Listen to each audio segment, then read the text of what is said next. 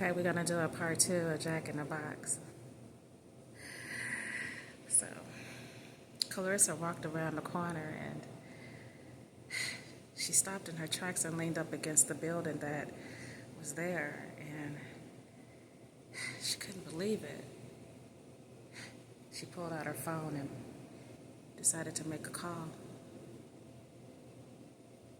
Hi. You're not gonna believe this. I just seen case number 0776. Yes, 0776. The case is no longer cold, and it's not closed.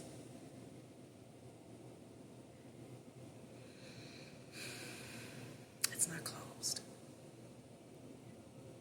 It's walking around. It just saw me. It just spotted me.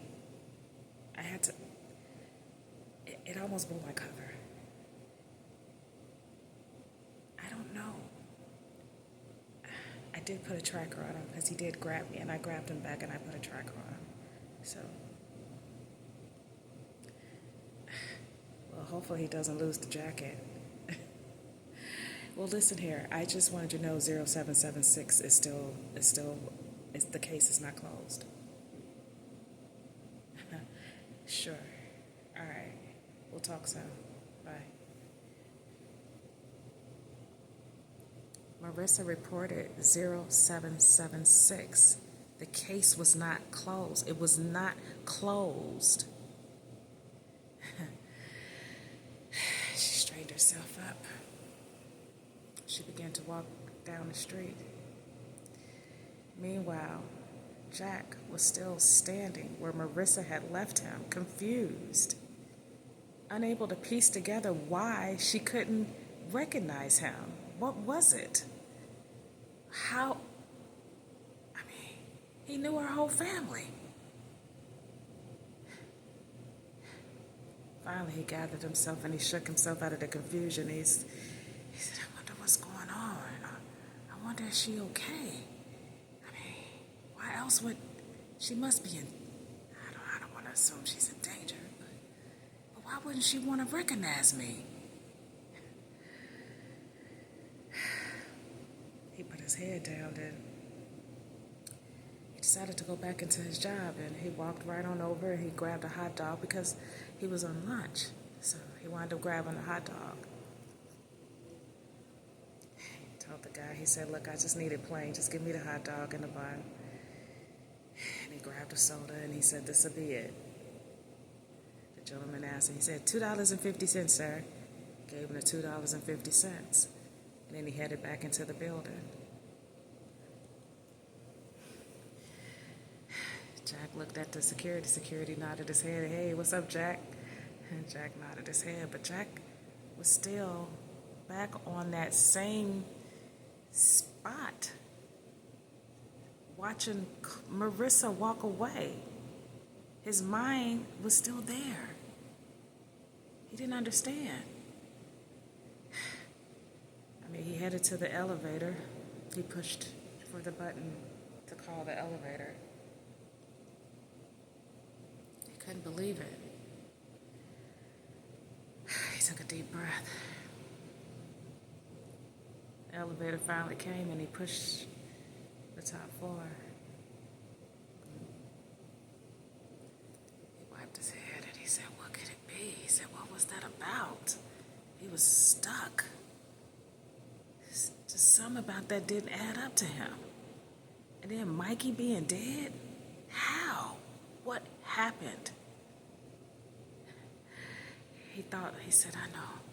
When he got upstairs, he decided he was going to look up anything that can possibly take him to what happened to Mikey. Look up an obituary with Mikey's last name and find out what exactly was going on.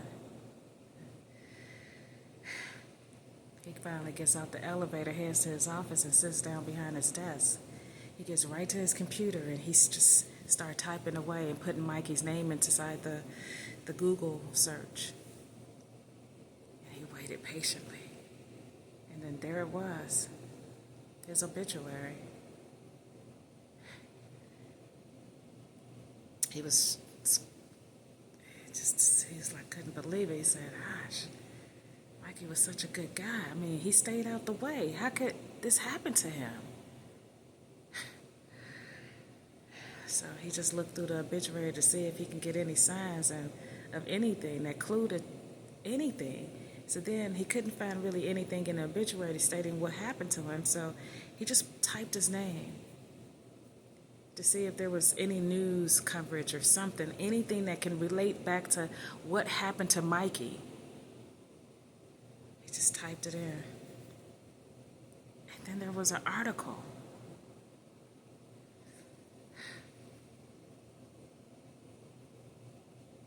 He couldn't believe it, what he was reading. It's as if he never knew Mikey. Who was this guy that he was reading about with Mikey's name? This wasn't Mikey. Mikey doesn't behave this way. The last time we seen Mikey, Mikey was doing well. There was no way that Mikey would end up in a situation like this. Who was this person? I mean, he just kept reading.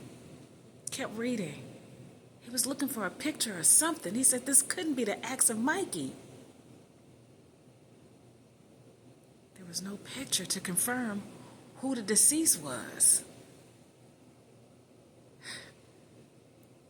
He thought, I gotta get down to the bottom of this. What is going on? Why was Marissa acting like she didn't know me? And who was this guy pretending to be Mikey? Mikey wasn't a criminal. He didn't have a history of that. He didn't do things like that.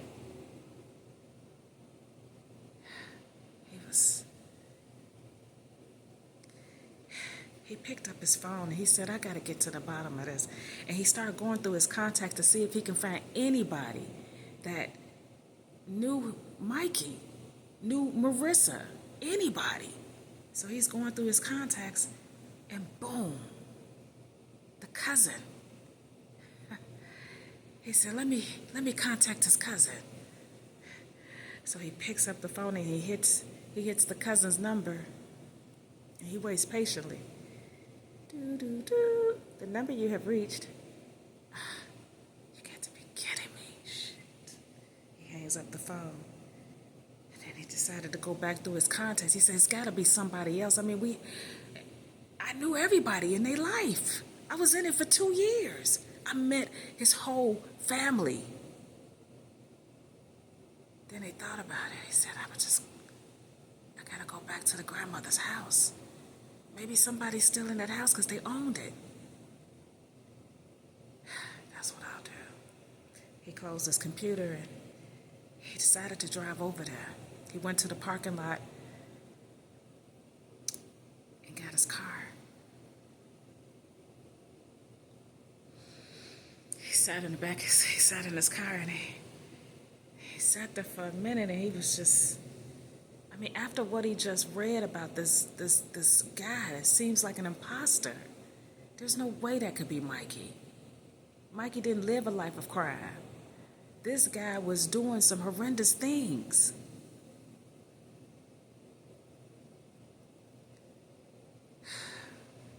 So he decided to go ahead and put his keys in the ignition. He turned on the car and then he peeled out of the garage and headed on out. Made it to the south side and he parked right in front of the house and he just looked at it for a while. I mean, all of a sudden it was like he just got this flash of all these memories of him, Marissa, Mikey, their friends, the grandmother, everybody that was a part of his life for those few years. It was just a flash of good times. How did everything go so bad in just such a little time? What happened to Mikey?